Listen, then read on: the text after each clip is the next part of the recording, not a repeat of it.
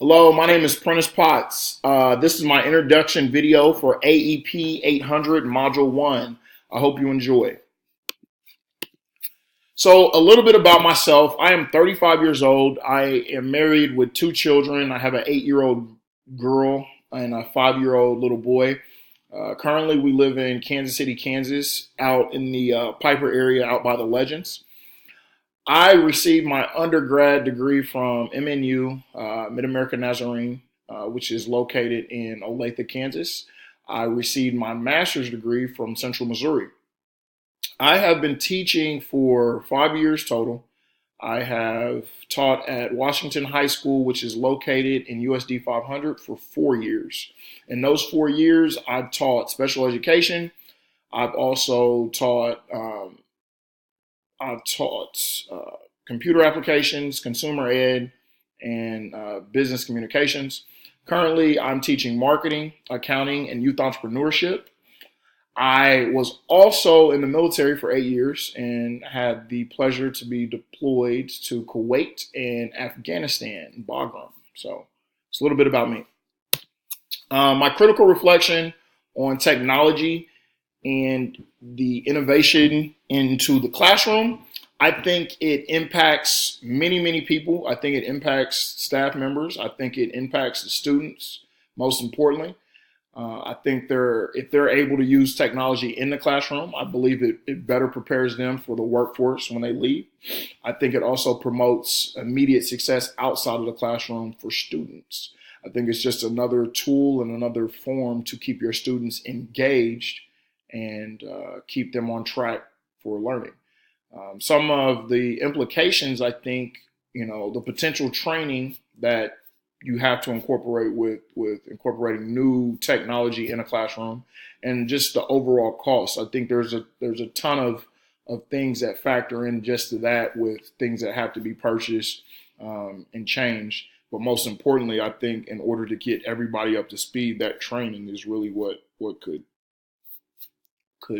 be a potential danger. But some of the influences I think that technology has, I believe it promotes differentiated instruction in the classroom.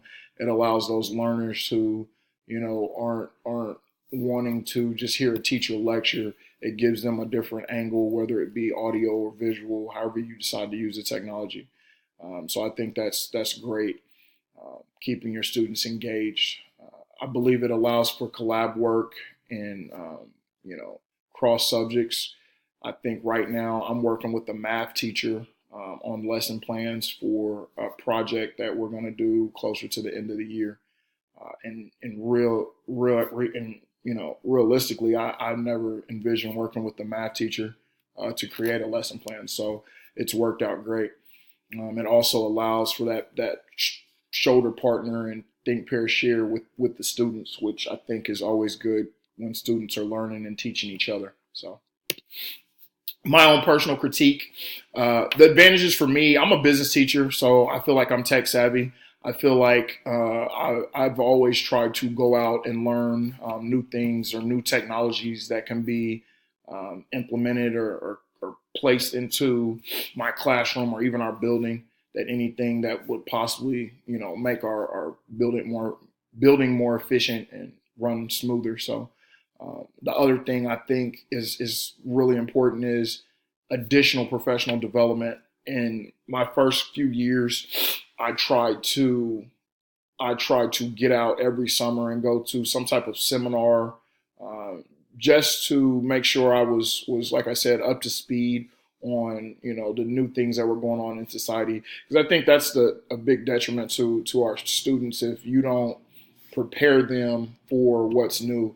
I could show them something that we did when I was growing up, but how much of a factor is that in today's society? So just make that relate. Some of my disadvantages is that I think I have trouble troubleshooting problems to fix, the laptops or Macs or whatever it may be. So that would be something that I want to get better in. And, I have to also prepare more for the students that don't have, the laptops and the phones that they could use in the classroom. So My proposed plan for my school would be to update all classrooms with current and district desired technology. Also to implement training that could be ongoing through PD, seminars, and other promoted workshops. I think in the Kansas City metro area, it's big enough where there are things being offered every day, every summer, every month that I know our staff members would love to be a part of. So I think that's something that we should definitely research and try to put us in there. So maybe incorporate some genius hours just so teachers and staff members can become more comfortable and better equipped to use that technology in their classroom. And finally, I think as teachers, we need to, be accountable and, kind of police ourselves and do our own research and find ways to incorporate technology in the classroom. The impact that funding has, currently our district is in the process of renovating and remodeling a lot of the schools in our district. They were approved for a $235 million bond back in 2016.